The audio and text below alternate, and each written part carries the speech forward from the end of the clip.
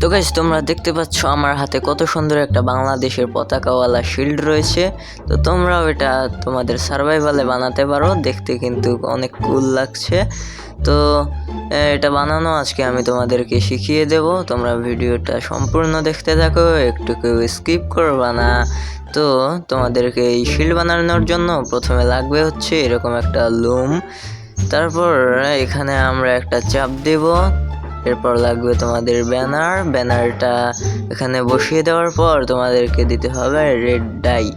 তো red die দিলাম। এখানে তোমরা দেখতে পাচ্ছ অনেকগুলো প্যাটার্ন দেখা যাচ্ছে। তো তোমরা বিভিন্ন ধরনের প্যাটার্ন ইউজ করতে পারো।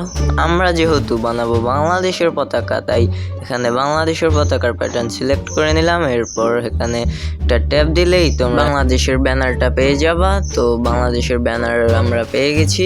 এখন এটাকে আমরা শিল্ডে কিভাবে ইউজ করব, তো তোমরা দেখো ভিডিওটা। এখানে প্রথমে আমাদের যেতে হবে ইনভেন্টরিতে, তারপর ক্রাফটিংয়ে, এরপর তোমাদের শিল্ড নিতে হবে, তারপর ব্যানার দিতে হবে। তো দেখো তৈরি হয়ে গেছে আমাদের শিল্ড ব্যানার বাংলাদেশের। তো দেখো বাংলাদেশের পতাকাওয়ালা শিল্ড। তো তোমরা এভাবে বানাতে পারো পতাকাওয়ালা শিল্ড। আর দেখছো এটা কত অসাম লাগছে ভাই, এবং দারুণ দেখাচ্ছে।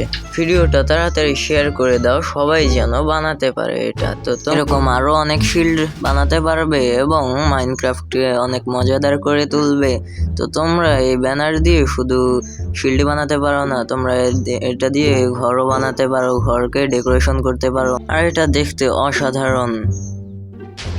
আর এই খুশিতে ভিডিওটাতে একটা লাইক দিয়ে চ্যানেলটা সাবস্ক্রাইব করে দাও। দেখা হবে নেক্সট ভিডিওতে। তো ততক্ষণ পর্যন্ত তোমরা ভালো থেকো, টাটা, বাই বাই।